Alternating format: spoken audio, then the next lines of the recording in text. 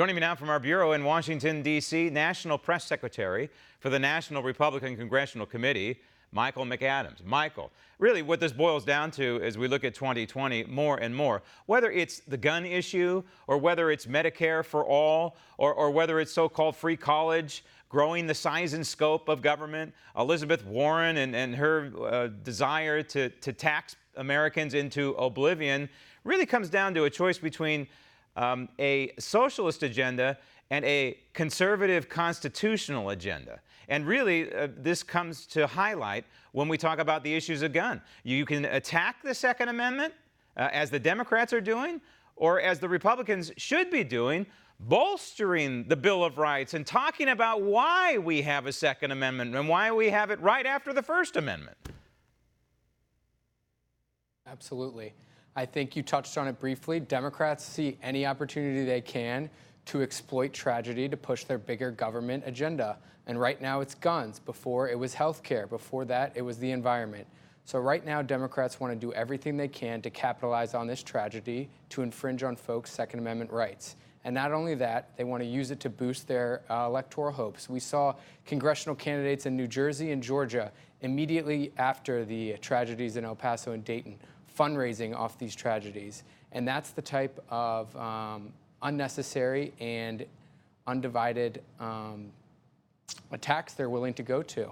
Frankly, it's disgusting to see making political hay out of national tragedies, because that's what we witnessed in El Paso and in Dayton. Those are national tragedies, and America mourns, and yet we have the Democrats trying to be political opportunists regarding that, whether they're congressional candidates for re-election or they are presidential candidates. And the NRCC has identified a few dozen House races that you folks are targeting to flip, to turn from Democrat to Republican. Let's look at a couple of them.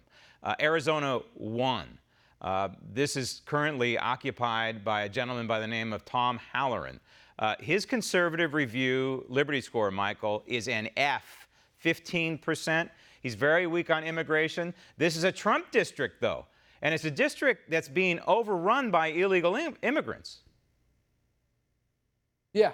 I mean, this is definitely on the top of our target list. As you mentioned, Trump won this district, and Arizona is going to be absolutely vital to President Trump's reelection.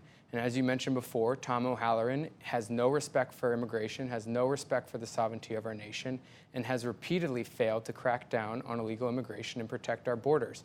So in a district that's being overrun with illegal immigrants, with the cartel, with coyotes and the rest and the like, this is something that's going to take a toll on him in 2020 and something we're very excited to continually highlight. Yeah, and you're looking for whoever the candidate is to obviously support the Trump agenda of strong borders and strong pro-America immigration law.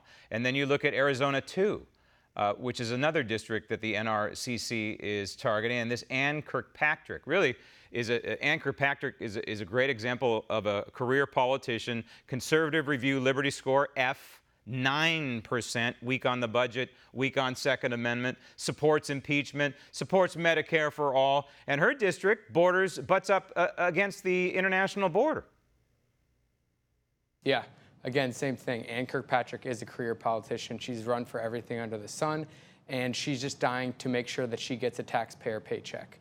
And so right now, she's gone into Congress this cycle. She has a new district she's representing, and she's gone completely off the rails, supporting government-run health care, supporting the Green New Deal. And she is willing to do and say whatever she can to make sure that these liberal policies get enacted.